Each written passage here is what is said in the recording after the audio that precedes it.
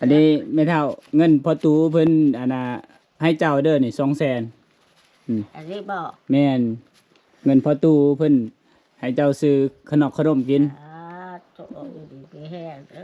อวยพรให้เพิ่นแน่ขอบใจเด้อเราจะดีแง่เขาเราไม่รู้ส่งมาตัวตาต่อไปเดี๋ยวนำเงินกันคนละครึ่งเฮา1 2 3 4 5 6 7 8 9 10มานแล้วบ้าน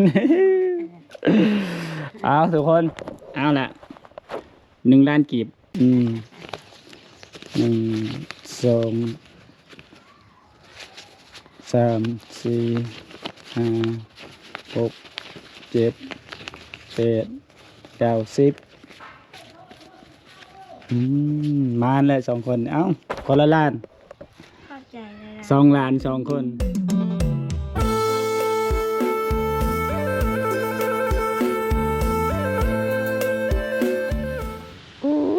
วิวระหว่างทางพ่อแม่พี่น้องเอ๋ยนี่ต้นไม้ดูเบิร์ดนี่ออนซ่อนหลายระหว่างทางอันนี้ไม้ประดู่เด้อทุกคนเด้อทั้งบ้านที่เจ้าเอิญใหม่ยังเห็นระหว่างทางงามหลายต้นขนาดทุกคนปุ๊บมีแต่ลำใหญ่ๆเลยแต่หากว่าไปเลื้อยขายนี่ก็นั่นจะได้ลายตังเติบได้นี่นะต้นไม้ดูเบิร์ดทุกคนเลยประมาณ10 กว่าต้นอยู่ระหว่างทางโอ้เขาอนุรักษ์ไว้เด้อทุกคนเด้อแต่ว่าเจ้าของหน้านักคือสิรวยนะกันว่า ถ้าบ่รวยก็คือสิบ่ยั่งปานนี้ดอกเท่าที่ข่อยสังเกตนะเบิ่งลายต้นขนาดเลยเป็นตาอ่อนช้อนอันดีทุกคนจะทักทายสบายดีทุกคนสบายดีพ่อแม่พี่น้องแล้วก็พี่ๆนาๆเด้อมื้อนี้ข่อยก็มาอยู่ที่บ้านกุดสุ่งทุกคนที่เข้าไปบ้านกุดสุ่งนั่นแหละสิไปจะผ่านบุญให้พ่อตู้จากUSA เพิ่นมอบเงินให้เบาไซไปจะพันบุญให้เนาะก็คือน้องน้ำอ้อยกับน้องน้ำตาลทุกคนแล้วก็มีหลายอันหลายแนวนะค่อยซื้อมื้อนี้ก็ได้มีผลไม้น้ำอย่างละโลผลไม้แล้วก็ซีนหมูโล1แล้วก็ปลานิล2 โล 5บดลายเติบเฉพาะของกินก็ได้แล้วตอนนี้ค่อยก็อยู่ระหว่างทางทุกคนจะเข้าไปนู้นเลยหมู่บ้านชนเผ่าภูไทยนี่ก็มันก็ยังแบบว่าลึกลับนะเพราะว่าข่อยก็บ่เคยไปคือว่าปีนี้ก็ข่อยเที่ยวแถวนี้ก็ประมาณอยู่เดือนยังบ่ฮอดเดือนด้วยซ้ำนะเขตนี้นะเส้นทางนี่ก็ยังเป็นแบบว่าคนเป็นแบบทางแดงแต่ว่ามันก็บ่ได้แดงขนาดนั้นนะทางลูกลังกันนะทุกคนเลยเพราะว่าชนเผ่ามันก็ชนเผ่าภูไทยนี่ก็เป็นชนเผ่าที่แบบว่ากว้างที่สุดนะผมว่ามันเป็นตัวเมืองหนึ่งเลยของอาจจะพรนี่สำหรับเมืองอาจจะพรก็จะเป็นชนเผ่าภูไทยเบิดเลยถ้าจะดันแต่ละหมู่บ้านนี่มันก็อยู่ศอกหลีกห่างออกจากเมืองอาจจะพรบางหมู่บ้านก็10 ปลายกิโล20 ปลายกิโลหรือว่า30 ปลายกิโลก็มีทุกคนแต่จะเด่นก็แบบว่าเขาก็อาจจะไปบุทั่วบุถึงแต่ละเส้นทางหมู่เขาหมู่บ้านนี่ก็โอ้ยอย่างโหดเลยนะถ้าเป็นฝนตกเนี่ยมื้อนี้อยู่ระหว่างทางทุกคนสะอ้อนไม่ดูนี่แต่ว่าเจ้าของนาก็คือสิรวยแหละคันถ้าบ่รวยก็คือสิบ่เหลือหรอกในความคิดของมอไซค์นะ เพราะว่าใหม่อันนี้มันเป็นราคาเด้หมกสมัยก่อนนะแต่ตอนนี้ก็ยังเป็นราคานะไปเห็ดลูกติ่งเห็ดแบบนั้นงามทุกคนเพราะว่าลายมันงามใหม่อันนี้นะอย่างนั้นค่อยก็จะเดินทางไปทุกคนจะไปจะผ่านบุญให้น้องน้ำตาลกับน้องน้ำอ้อยน้องน้ำอ้อยนะน้องน้ำตาลนี่ก็น่าเอ็นดูนะเพราะว่าผลบ่มีพ่อมีแต่แม่แล้วก็บ่มีผู้ชายในครอบครัวก็มีแต่ผู้หญิงเบิดคนภายหน้าก็บ่มีแล้วก็มีพอตูคอยไปถ่ายคลิปมื้อนั้นพอตูเพิ่นเห็นก็เอ็นดูก็เลยพากเงินไปให้น้องเพิ่นเพื่อน้องเพิ่นจะจ้างคนดำหน้าซอยนะบ่ฮู้ว่าน้องเพิ่นสิเอาเงินไปใส่ในครอบครัวก็แล้วแต่นะอย่างใดเฮาก็ไปนำกันทุกคนไปทุกคน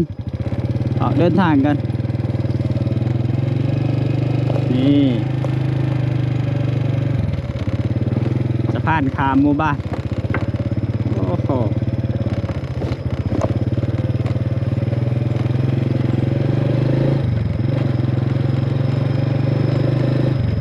ขตนี้บางคนก็ดำบางคนก็หวานทุกคน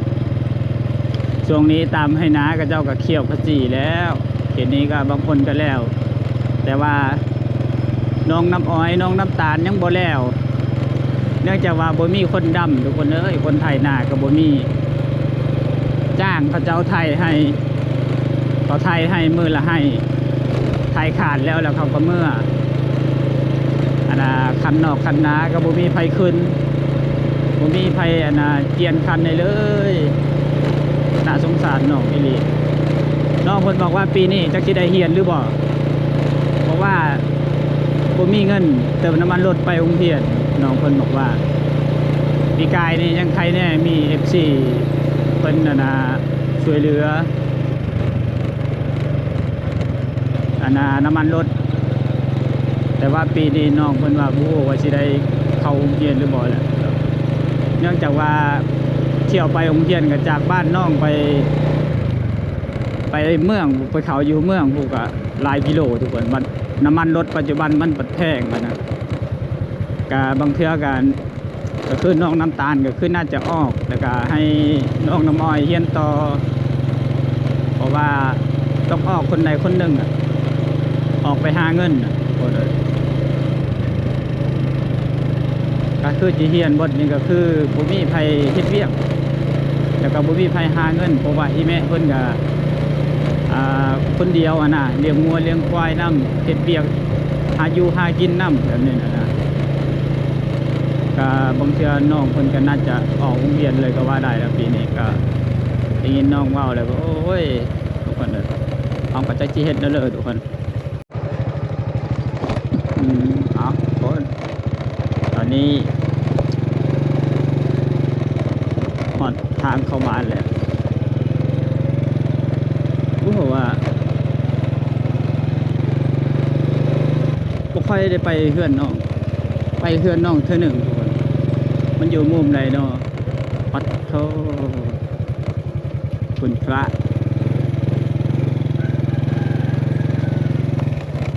ช่วยเบิ่งทุกคนถนนกลางหมู่บ้านนะโอ้โหจะมีทางเล็บมันโอ้โหไปทางไหนอะทุกคนโอ้โห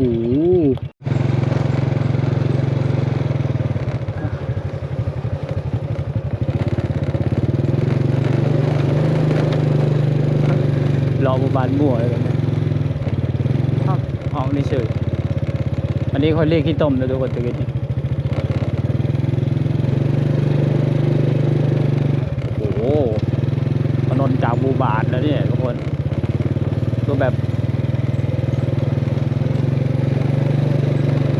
เต็มไปด้วยที่โคลนไปทางไหนเนาะบ้านน่าจะซอยนี่จำก็ได้ทุกคนเดี๋ยวมาทางนี้ก่อน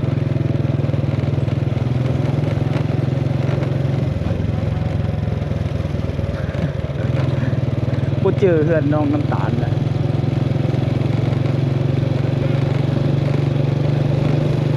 อยู่แจใดนอโอ้บ้านนั้นนี่กว้างขนาดทุกคนนี่น่าจะ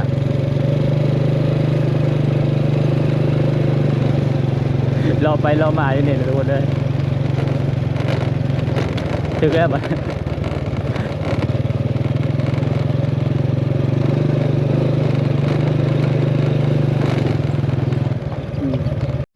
โอ้ทุกคนน้องเพิ่นมาแล้วตะกี้นี้คือทางมันยากบ่ใส่เลยบ่อยากไปหน้าน้องให้น้องเพิ่นกลับมาบ้านทุกคนเพราะว่าทางมันยากอีกอย่างบ่ใส่ก็สิไปหม้องอื่นอีกนะก็เลยให้น้องเพิ่นมารับเอาของแล้วก็ให้น้องเพิ่นกลับไปดำหน้าอีกไปได้น้องเพิ่นย่างมาแล้วผู้อภัยเนี่ย3 คนสาวบ้านก็ส่งให้ไลน์นะทุกคนแต่ว่าบ่ใส่บ่รู้จักแล้วก็บ่มีเฟซบ่มีไลน์น้องนุ่งเขาคอยก็เลยบ่ได้ถ่ายให้พ่อแม่พี่น้องได้ชมถ้าหากว่ามื้อหน้ามีโอกาสค่อยมาแถวนี้อีกค่อยก็สิหาเลาะถ่าย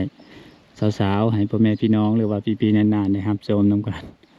มาทั้งพี่มาเอาของนี่ก่อน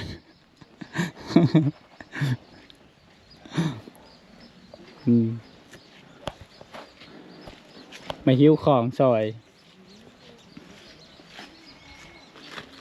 เดี๋ยวทุกคนของ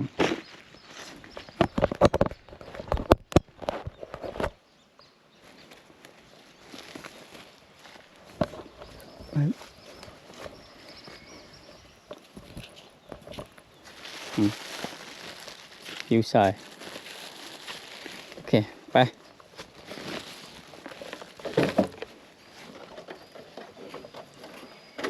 ทุกคนเมื่อบ้านน้องเพิ่นก็สิเมื่อยอยู่ดอกเพราะว่าย่างมาแต่หน้าผู้ข่อยว่าสิไปแต่ว่ารถมันติดโคลนหนักโพดเพราะว่าข้างหน้ามันมีโคลนหลายอีหลีข่อยก็เลยบ่ได้ไปเดี๋ยวมื้อหน้าก่อนมื้อนี้ข่อยยังสิไปมุกอื่นอยู่ข่อยก็เลยให้น้องเพิ่นมาบ้างนี่ก็คือทางเข้าเฮือน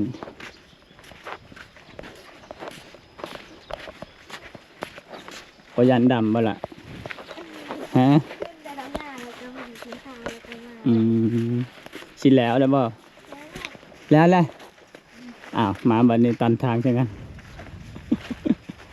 แล้วจะว่ามีทางออกแล้วบัดนี้นะ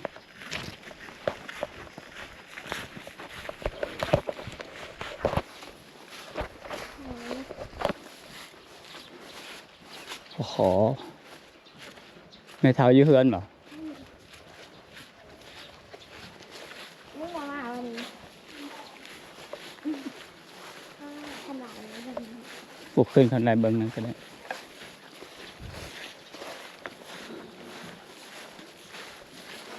เอาทุกคนอันนี้ก็คือเพื่อนน้องเพื่อนแหละขอเดี๋ยวตอนนี้น่าจะ200 องศาฮึบ เด้ อืม จบ เอาแม่เฒ่าผลไม้เขาซื้อมาฝากให้เจ้าได้นี่นี่ อันนี้เงาะ แล้ว อันนี้แอปเปิ้ลอันนี้เขาเอิ้นหยังแม่เฒ่า เก่ง ฮะมังยังแล้วมาเกี้ยง เก่งน้อย มาเกี้ยงหน่อย กินข้าวแล้วเปล่า กินแล้ว ปูปลานิลกับ ข้าว ชิ้นหมู กินแล้วบอกกินก็ว่าแล้วบอก อืม กินว่าแหละ เห็นแล้วเลิกป่าเดี๋ยวไปแช่ใส่บิตูใช่ป่ะ ไว้เห็นปลา อืม ปลา ป่า ป่า2 โล5แล้วก็ เอาไป ชิ้นหมูอีกโลนึง เอาช่วยชาบมันอีกแล้วช่วยชาบมันด้วยช่วยตัวเขาปีกได้แล้วบอก อืม เขาปีกก็บ้าบอก ปลาให้ยังชิมเมอร์สองห้อง เฮ้อ ให้ ให้ มา ยังชิมเมอร์ พ่อเบิดเหรอ เฮา เบิดช่วย เมื่อสองห้อง เบิดพ่อ เมื่อนอนบุญ เฮ้อ เมื่อนอนบุญ เขาเบิดรอดจะเพิ่มผลเหรอ เอามือโชคอีหลิงแล้วก็ เอ เมื่อเช้าแล้วก็มา มาโชคอีบิงบ่ มาส่งหมูบ่ เอาเพิ่มบ่กินนะ เนาะ อืม เขาได้บ่เนี่ย สบายดีแล้ว ได้บ่ สบายดี นี่วันนี้แล้วบ่ดำนาแล้วมื้อนี้บ่ ย่าง ยังบ่ อื่นเอาอีก2 มื้อแล้ว ยังอีก2 มื้อนี่สบายดีเด้อล่ะ ขายดี เมื่อยคักเนาะดำนาแล้วก็ย่างมาพี่ข่อยว่าสิไปแต่ทันรถข่อยมันติดโคนนะที่ต้มแห้งก็เลยบ่ได้ไปเด้อ แห้ ครับ งค่ะ นี่ อันนี้ก็คือแองน้ำอันนี้ก็น้ำกินบ่นี่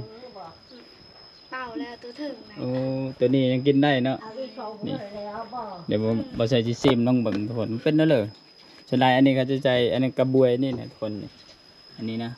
เห็นบ่เขาเฮ็ดดามนี่ ง่ายแล้วหมูค่ะเป็นผู้ถูก จักอีแม่เว้าอีกแม่เฒ่าเว้าอีก ขึ้นไม่รู้ นี่น้ำแบบดังเดิบทุกคน จักล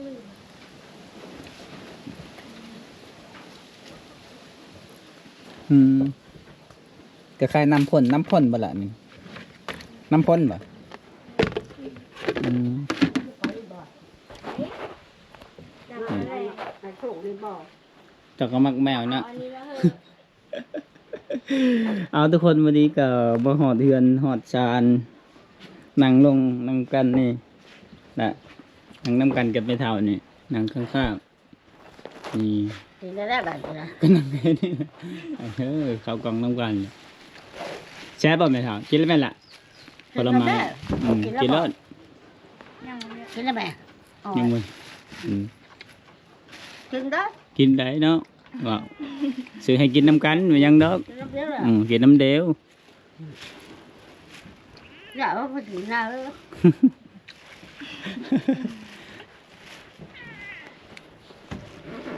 แม่เฒ่าเพิ่นกินผลไม้ บ่จู้ละ เอาวันนี้ก็มาพอน้องๆเพิ่นทุกคนเลยน้องเพิ่นก็ฮักพูดยางมาแต่นาเพิ่นบ่ใส่ว่าสิไปฮอดหน้า แต่ว่าทางมันยากเนาะแต่ละมื้อน้องก็บ่ได้ถือรถย่างไป ยังไป เอา เอาแม่จ่าย อันนี้ บ่ต้องหิวบ่จู้ อันนี้แม่เฒ่าเงินพอตูเพิ่นอันน่ะให้เจ้าเด้อนี่200,000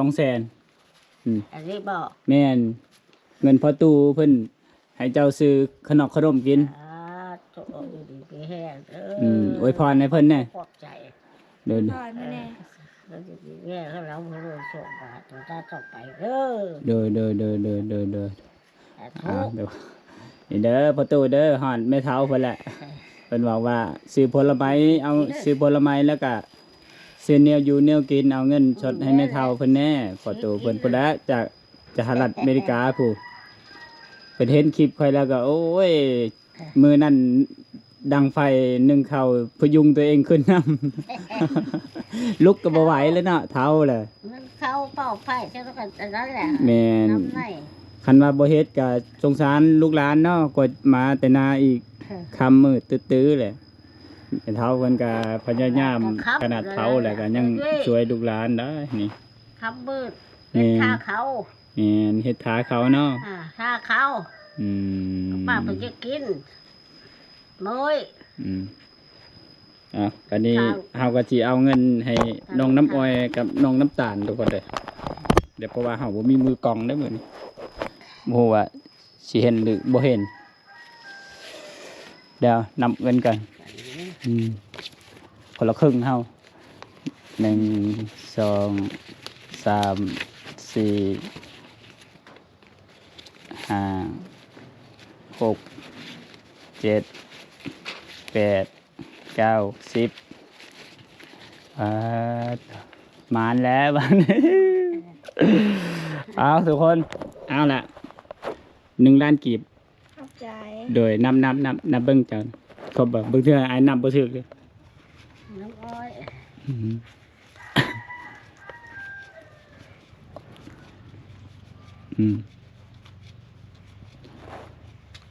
พอใส่ก็ดีอกดีใจน้ำน้องเพิ่นเพราะว่ามีพอตูจากครบบ่ครบเนาะมาอันน่ะ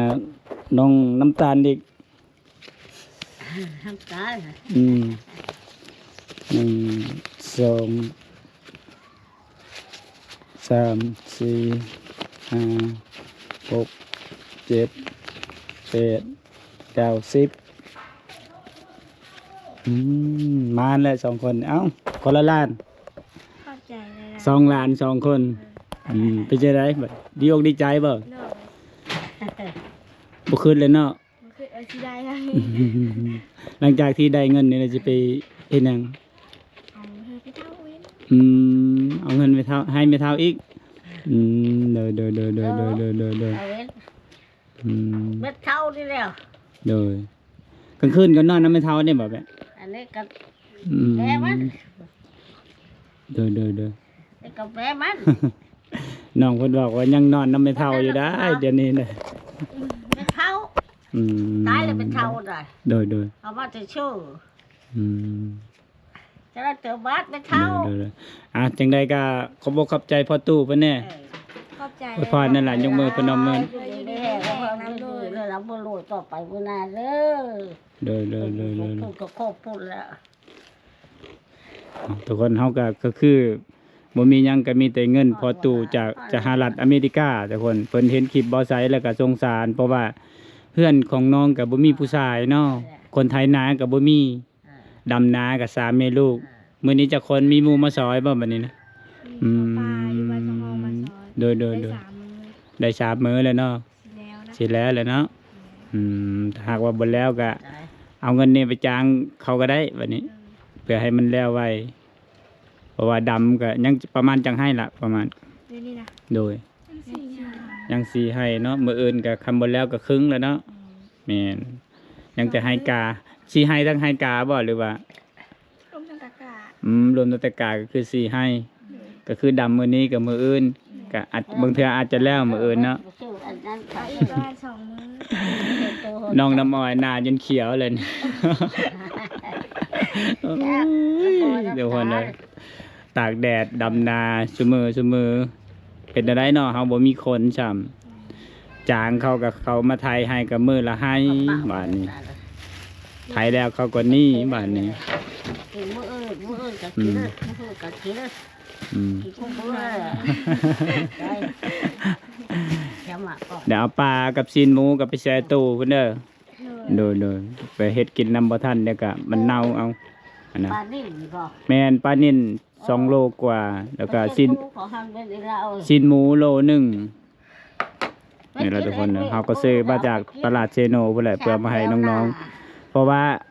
เฮ็ดหน้าดำหน้าก็บ่มีผู้ใดไปหากินเนาะ เออ จักสิหาได้เลย ดำหน้าไม่ได้หาคมหากิน อืม เอาไปยิงเอ็ดไว้เป็นเพอบอกเขาจะจ้างเขาได้หันใด โดย ใส่หน้านั่นน่ะ โดย จักจะได้ก็เลิกจักผัวแล้วเอาเถอะ เอา หาก เงิน เอ นี้ อ แล้วเหอะ หากเออล้านหนึ่ง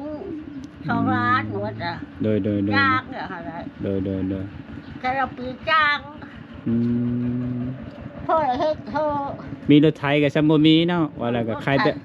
แต่ว่ารถไถเฮาเองเนาะ รถ คัน ไท ว่าย กับไทยรถพวกเจ้า อืม จ้างเขาน้ำมันกับของพวกเจ้า คันว่ารถไถเขาอีกก็บ่ได้อีก2 ล้าน เอ นะ อ น้ำมันอีกเนาะอันนี้รถไถเฮาน้ำมันเฮายัง2 ล้านนะ เออ2 ล้าน อ่า เพื่อเขาหัก โดย เขาก็จ้างเขาว่างั้น นั่นน่ะได้เงิน200,000จะสิซื้อหยังแม่เฒ่า เออ สิซื้อหยังกะบ่ะ แล้วถามว่า ซื้อ เงิน200,000นะสิซื้อพี่เลย อืม เออเดี๋ยวพวกก็ซื้อ ชื่อ เออ เขียวหมากนี่บ่ เออ